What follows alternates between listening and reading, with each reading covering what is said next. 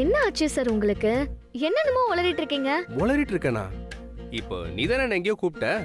எங்கேயோலாம் இல்ல, இங்க தான் கூப்பிட்டேன். இங்கனா? நீங்க இன்னும் சாப்பிடல,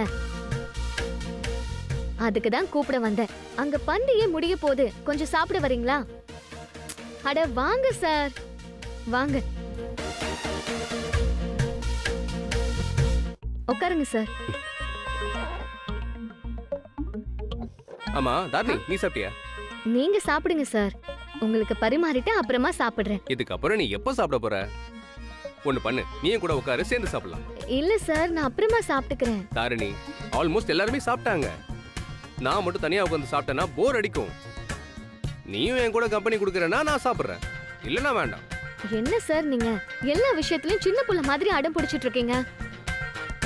சரி வாங்க சேர்ந்து சாப்பிடலாம். உங்களுக்கு சாப்பாடு வச்சுட்டு அதுக்கப்புறம் நான் சாப்பிடுறேன், சரிங்களா? அந்த ஃபார்மாலிட்டிஸ்லாம் எதுக்கு?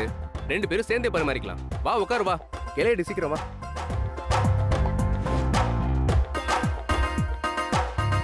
ஆமா, இதெல்லாம் நீயா பண்ண? சூப்பரா இருக்கு, செம. சமையல் மாஸ்டர் சமைச்சது உடனே கிண்டல் பண்ணுவீங்களே? அதான் அன்னைக்கே தெரியுமே உனக்கு சுடு தண்ணி தான் வைக்க தெரியும்னு. போங்க சார். ஹாசினி, சாப்பிட்டீங்களா? நான் சாப்பிட்டேன். ஏன் நீங்க ரெண்டு பேரும் இப்பதான் சாப்பிடுறீங்க? இல்ல, ஃப்ரெண்டு கிட்ட போன்ல பேசிட்டு இருந்தேன், லேட் ஆயிடுச்சு. தாரணியும் இன்னும் சாப்பிடலன்னா அதான் சேர்ந்து சாப்பிட்டுட்டு இருக்கோம். அதெல்லாம் ஓகே.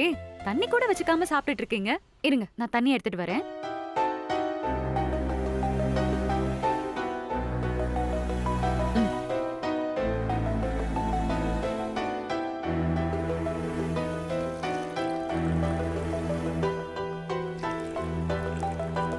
இந்தா.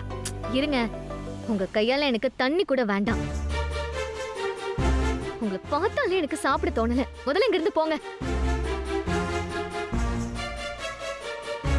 தாரணி, ஏன் இப்படி பேசுற? ஹாசினி உனக்கு தண்ணி தானே வைக்கிறாங்க. சார், இவங்களுக்கெல்லாம் சப்போர்ட் பண்ணி பேசாதீங்க சார். அப்படியெல்லாம் பேசுனீங்கன்னா இதுக்கப்புறம் என்கிட்ட பேசாதீங்க. இப்ப போறீங்களா இல்ல நான் எந்திரிச்சு போகட்டா? இல்ல, நான் போயிடுறேன். சார், நீங்க சாப்பிடுங்க சார்.